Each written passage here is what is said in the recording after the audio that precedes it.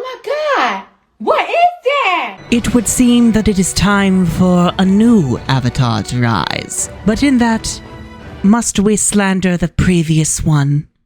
Must we? Well, yes. Ciao all, Thomas here, and we are gathered here today because we have new official information about a third series in the Avatar franchise. No, not that one. I hate that I have to specify that every goddamn time. Damn you, James Cameron. But yes, it would seem that Avatar Studios, in addition to 5 million goddamn projects, like the Adult Team Avatar movie, the Zuko movie, the Kyoshi movie, dear lord. We also have a new Avatar series following the Avatar following Miss Korra. Applause! Why are you not applauding? This new project is called Avatar 7 Havens. Let's go over what we know, shall we? So, shit's been a little cray in the Avatar world since Korra, apparently. There's been a whole goddamn apocalypse, Lord knows what. But the world is a bit different from last time. No longer are there 4 nations based on the 4 classical elements: water, earth, fire, air. Hold your guitar monologues, we gotta get to the new shit. No, because of this great calamity, apparently, those nations are no more. The world is kind of a dangerous place, like more than usual. Humans have been relegated to 7 havens, 7 little spots for them to set up civilization and try to not die. I assume it's sort of like Avatar 1's time.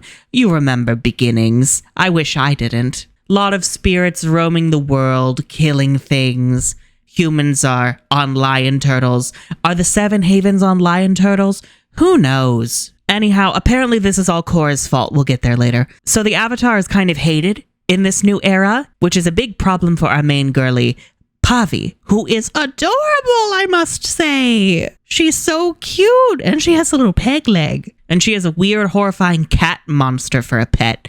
Love that. I wonder if she'll be written out as much as Naga was. Pavi was born an earthbender, obviously, but not from the Earth Kingdom, because the Earth Kingdom isn't a thing anymore. And apparently she's a twin.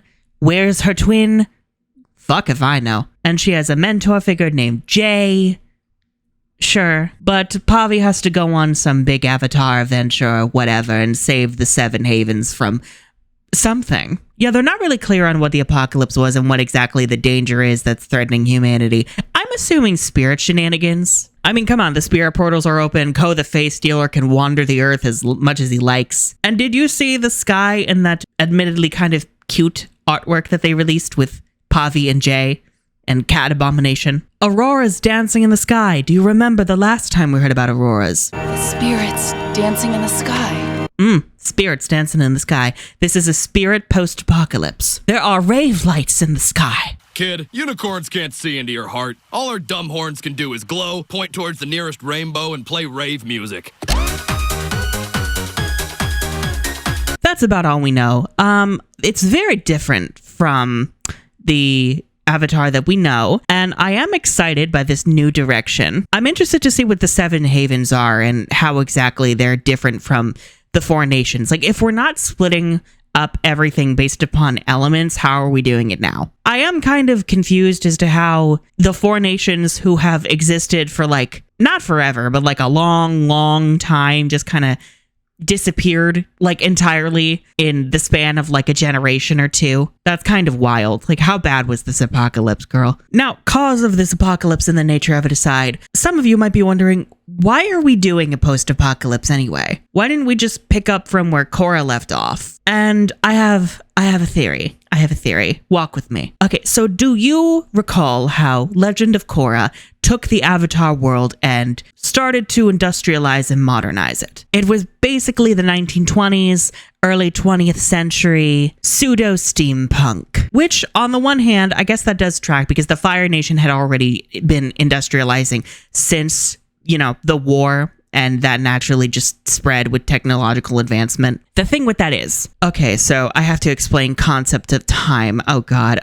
Basically, before the modern era in our world, when we industrialized, we had a thing called cyclical time. I'll pop a Zoe B video about, like, you know, why we want the apocalypse to happen. She explains it far more eloquently than I ever could. But basically, with cyclical time, you're not thinking that society is like advancing and progressing towards a certain endpoint. Civilizations just kind of rise and fall. You know, it's the same shit over and over. You reach a certain point, you hit your peak, disaster follows, calamity, everything falls the fuck apart. We got to start over. Dark Ages, how are you? But then we have linear time, where we believe that instead of that shit, we are constantly developing and improving culturally, technologically, and we are reaching a certain utopia endpoint that we have in mind. And then inevitably, at the end of this utopia, the big apocalypse will happen. And instead of resetting like in cyclical time, the world will just end. That's it. That's it. That's all. Wrap it up, kids. I bring this up because by introducing modernity in Legend of Korra and kind of taking it for granted, they kind of invented the problems of linear time. You see, before that, in the world of Avatar, with the Four Nations setup, you just have cyclical time. The Four Nations kind of just exist in this perpetuity, eternal setup here, where sometimes we have progress, but it's not ever like too much. But now with Republic City and all this other modern crap, you kind of can't just let it hang in the 1920s forever.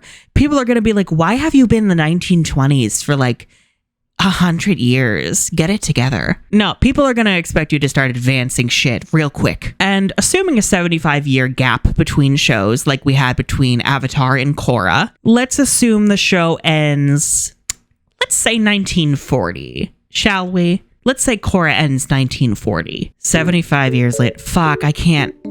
I'm bad at math. I'm bad. I definitely didn't just use my phone's calculator. 2015. Ew. The new show, if we are going by the 75-year rule, would take place in 2015. Do you want an Avatar show set in the mid-2010s when everything started going wrong? I think the fuck not.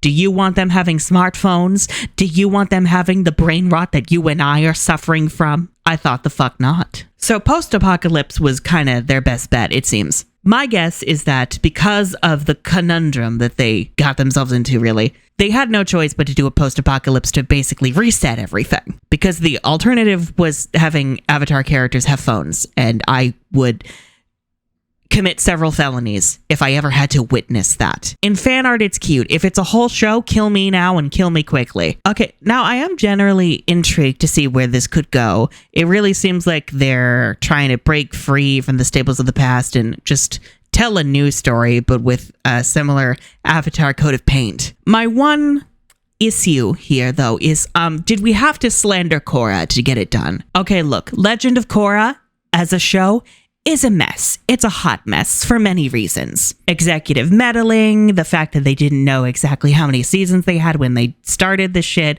the fact that the writer's political understanding of the world was not great. Korra was willing to take a few risks and try new things, and it didn't always work out for them. I'm not gonna lie, book 3 is really the only book of Korra I can like actually defend. Books 1, 2, and 4, sorry girlies, yeah, good luck. But that being said, Korra herself as a character kind of caught a lot of the flack for that. People don't like her. They hate her. They hate her down. I don't like her. The thing is, people will take an issue that they have with a piece of media, and they'll usually just stick all of those problems onto the most easily available scapegoat, even if that thing is not like the source of the problems or even suffers from the symptoms of the problems. Korra is the face of her show. She is the namesake, so therefore fuck her. You know, it's the same reason why if there's a really bad movie, everyone is going to blame the actors instead of, oh, I don't know, the directors and the writers and the studios. Leave Rachel Zegler alone. She didn't choose that Bob. Well, actually, maybe she did. If she did, then she is to blame, yes. But my point is that Korra herself as a character, I think is actually really well written. I think she's a lot more even-tempered and mature than she gets credit for, especially in book 1.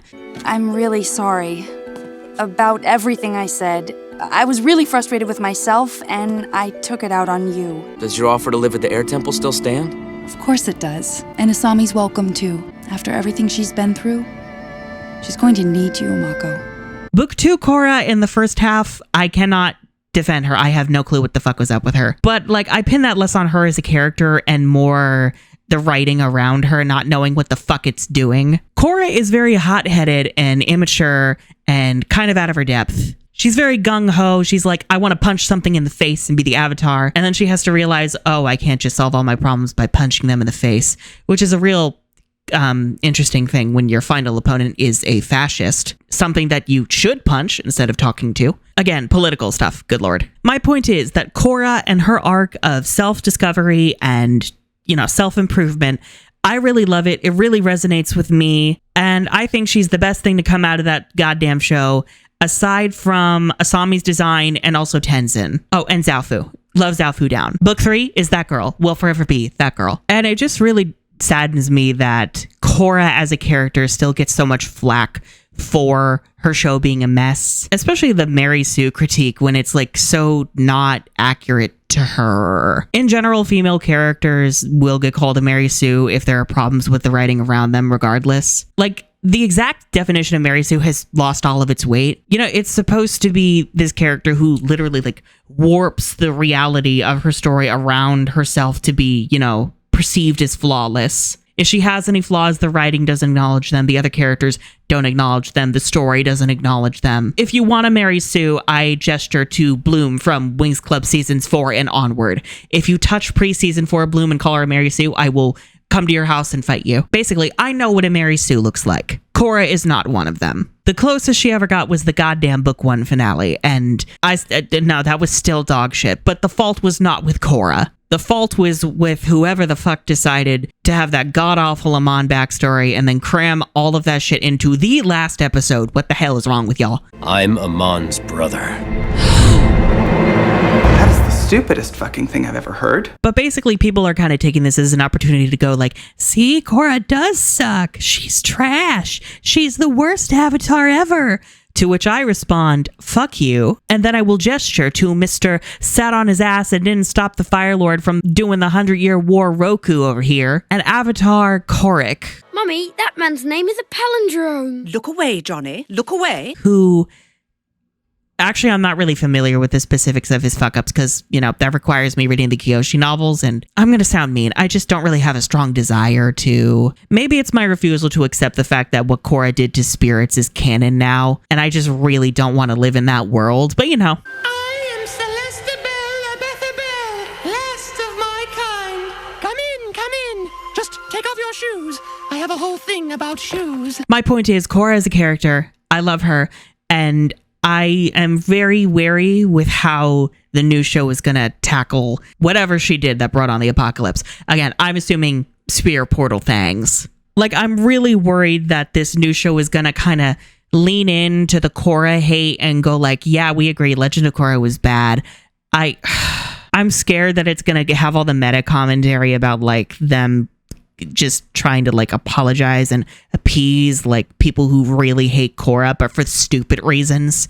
Maybe they won't, but all the Korra haters yelling and screaming and kicking, I'm like, shut up, y'all. Legend of Korra was kind of a mess, but not for the reasons y'all say it was. And that kind of just brings me to general hesitancy towards this and any other Avatar projects. Maybe it's just general franchise fatigue, seeing the state of the world and the media landscape the last few years. It just kind of feels like we cling to Avatar because it was like lightning in a bottle, and it reminds us of a better, happier time when we didn't have to worry about the cost of existing. Because like, I'm gonna be real, I don't really care that much about all the other Avatar projects going on. You